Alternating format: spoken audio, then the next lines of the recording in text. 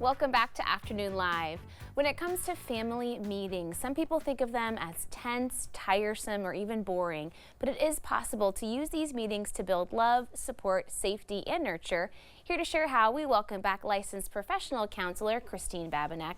Great to see you. It's so nice to see you. We're reframing the term family meeting because I think a lot of us maybe have had a family meeting in our childhood that maybe some bad news was delivered or something of that sort.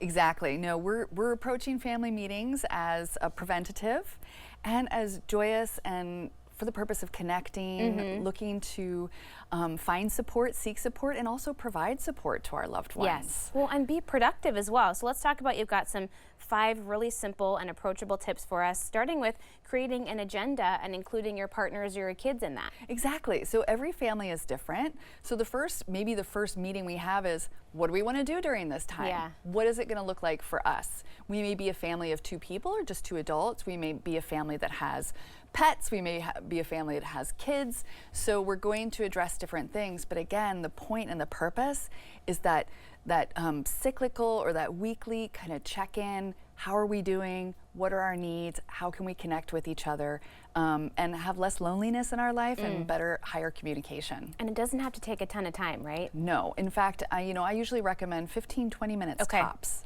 I can handle that. I can digest that. That's for sure. Okay, good. Including in the discussion areas of wanted and needed support. What are some things we should focus on? Exactly. So you may have a kiddo in your house who's a teenager and they're working, they're playing sports, and they're taking a high academic load. And they may want and need to have that space and that safety to be able to say, I might need some extra rides this week, or can we get some extra snacks around the house, or anything like that where we can look to seek support and then receive it and also provide support. Yeah. So on the other hand, we may say, oh, our partner's out of town, we're single parenting this week. We may even ask little ones, hey, I'm going to need your help. We're gonna really need to get those shoes on in the morning and get out the door. Can you help me with that this week? And it's really simple things that can make a big difference when in your day-to-day life of simplifying everything. Okay, let's talk about including appreciations and gratitudes, making this a positive experience. Right, we want it to be light, fun, positive.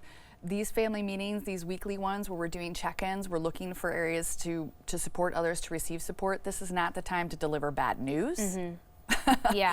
To say, the rules are changing around here, or to get after one person in particular. Right. That should be done separate, individually. This is about positivity, keeping it light.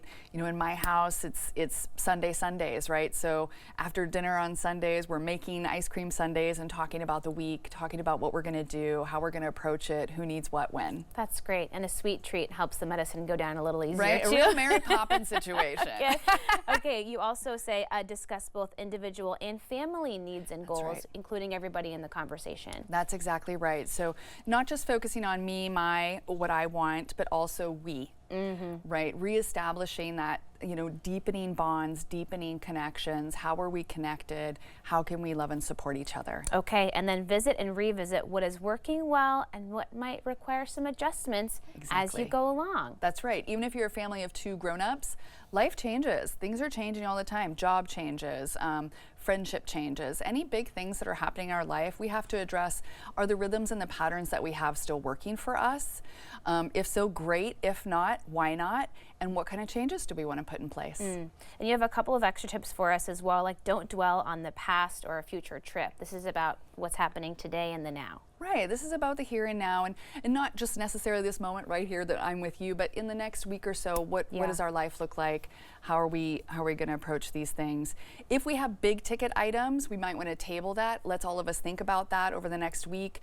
Let's think about this major shift we're going to be having, what we want and need, and then let's bring those thoughts to the regular family meeting. That's a great idea. Hey, thank you so much. It was great to see you. I appreciate it. Thank you for having me. Always so fun to chat. We want to remind viewers that Christine has an award-winning children's book called Wanna Hug. We'll have more information about the book and Chris on our website at katu.com. We'll be right back with more Afternoon Live right after this.